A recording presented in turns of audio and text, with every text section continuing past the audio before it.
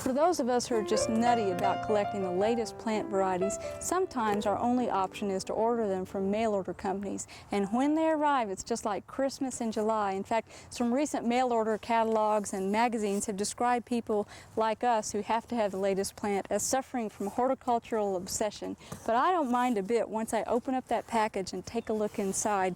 Now, these are some that just arrived from White Flower Farm in Connecticut, and we just wanted to show you an example of premium packaging that ensures that the plants arrive in good shape. When you first open the box of plants that you've shipped in mail order, when they're live plants that are already in leaf, you want to take a look at what kind of shape they're in.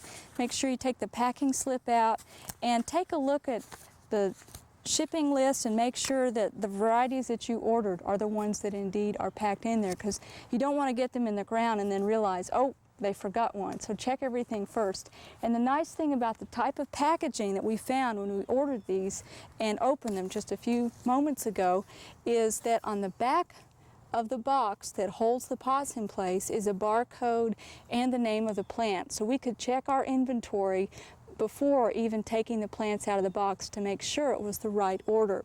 Another nice feature that we noticed and wanted to show you as an example of good packaging is that these perennials are in a nice deep pot. They're in a cardboard jacket that holds them in place and holds the soil in place in shipping, because sometimes boxes can be turned upside down. Also, each plant comes with a label that has the name on the front, and then on the back also has the cultural instructions, and that's a really nice feature. It saves you from flipping back and forth in the catalog before you go out and plant them in the garden. Now, some other plants that were shipped, we had some herbaceous perennials that were already in leaf, but we also received some packages that were wrapped up in plastic, again had the label inside of them, and that were wrapped in shredded paper. Now, it may feel dry on the outside, but they've banded these with elastic. When you open it up, it was still quite moist. This is a phlox plant that we ordered, and in shipping, it had come out of cold storage, and in shipping, it had already started to develop fibrous roots. So we know we want to get that in the ground right away. Now, if yours arrive and they're a little bit dry, one tip is to put them in a bucket of water and let them soak for a few minutes or maybe an hour before you plant them and take on some extra moisture. Well, take a look at this packaging right here. These are some lily bulbs that we ordered, and they're nice large bulbs, nice large quality. And before you go tearing into sacks like this, you want to make sure, again, that it's the right one that you ordered, and check to see if there is a label that came with it. And this does have a label on the inside. And before you plant these and get them all mixed up, make sure that you keep the bulb that you ordered with the label and plant it that way right away so you don't get them mixed up.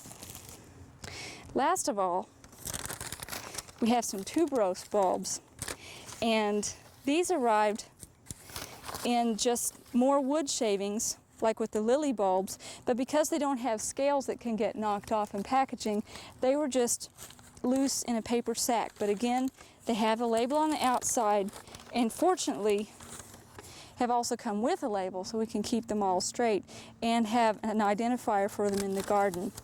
Well, these are going to go into our red, white, and blue garden, but over in our theme garden that's for cut flowers only, Steve has a neat method rigged up to show you how to take herbaceous perennials such as these that have come from shipping and are very tender after being in darkness for a week, and how to get them out in the sun and ease them into that bright sunlight.